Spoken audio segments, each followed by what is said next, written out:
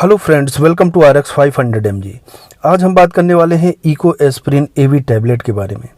आज हम जानेंगे कि आखिर इको एस्प्रिन AV टैबलेट किस बीमारी में प्रिस्क्राइब की जाती है, डॉक्टर किस कंडीशन में इसको प्रिस्क्राइब करते हैं, क्या इसके डोज होते हैं, क्या साइड इफ़ेक्ट होते हैं। आज हम इको एस्प्रिन AV टैबलेट का रिव्यू करेंगे। तो चलिए सबसे पहले जान लेते हैं कि इको एस्प्रिन AV टैबलेट को USB लिमिटेड इसको मैन्युफैक्चर करती है। इसके अंदर दो तरीके के कंटेंट होते हैं, एक होता है एटोरवास्टेटिन और दूसरा होता है एस्प्रिन। एटोरवास्टेटिन का जो कैरेक्टर होता है वो वेसल्स के अंदर जो बैड कोलेस्ट्रॉल लिबरेट हो जाता है, जम जाता है, जिसकी वजह से वेसल्स के जो होल होते हैं वो काफ़ी सकरा हो जाता है, जिसकी वजह से ब्लड प्रेशर बढ़ जाता है। तो ये बैड कोलेस्ट्रॉल को कम करने का काम करता है। इसके बाद जो एस्प्रिन होता है ये ब्लड की थिकनेस को कम करता है, यानी कि ब्लड को पतला करने का काम करता है।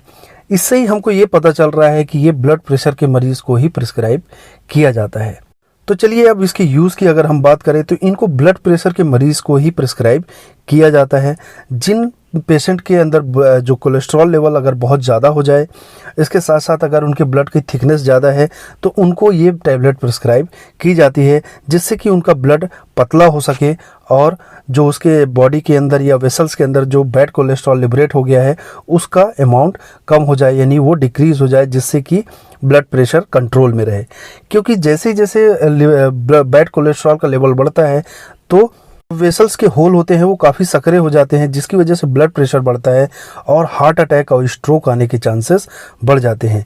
इसका मतलब हार्ट अटैक और स्ट्रोक से बचाने के लिए भी इस टैबलेट को प्रिस्क्राइब किया जाता है।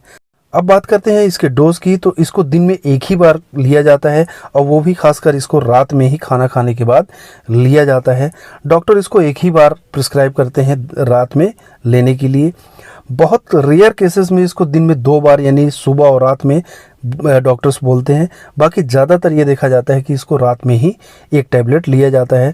ड्यूरेशन की अगर बात करें कि कितने समय तक लिया जाता है तो वो आपके कंडीशन के अकॉर्डिंग डॉक्टर्स तय करते हैं कि इसको कब तक लेना है, क्योंकि ये काफ़ी लॉन्ग टर्म भी ये मेडिसिन चलती हैं और किसी किसी में तो ये लाइफ टाइम भी चलती है। अब बात करते हैं कि इसमें इको एस्प्रिन AV में कई तरीके के MGs होते हैं, यानी कि एटोरवास्टेटिन और एस्प्रिन की अलग अलग MGs मिक्स होते हैं, जैसा कि आप स्क्रीन में देख रहे हैं।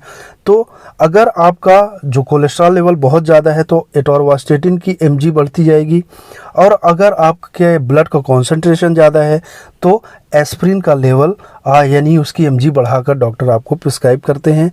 तो इस तरीके से जो आपकी स्क्रीन में जो इको एस्प्रिन AV के जितने मेडिसिन दिख रही हैं उनमें एस्प्रिन और एटोरवास्टेटिन के अलग अलग MGs हैं, जिसकी रिक्वायरमेंट ज़्यादा होती है उसी को डॉक्टर आपके लिए प्रिस्क्राइब करते हैं। अब बात करते हैं साइड इफ़ेक्ट के बारे में। तो साइड इफ़ेक्ट के नाम पर ये देखा जाता है कि ज़्यादातर कॉन्स्टिपेशन की शिकायत देखी जाती है।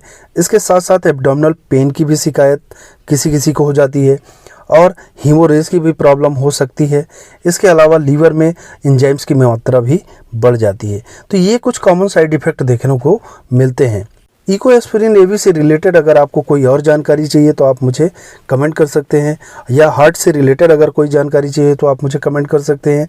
और ऐसे ही मेडिकल वीडियोस आपको आगे भी मिलती रहें, उसके लिए इस चैनल को लाइक करिए, सब्सक्राइब करिए और शेयर करिए, और बेल आइकन को दबा दीजिए ताकि न्यू वीडियोज़ की नोटिफिकेशन आप तक आती रहे। Thank you.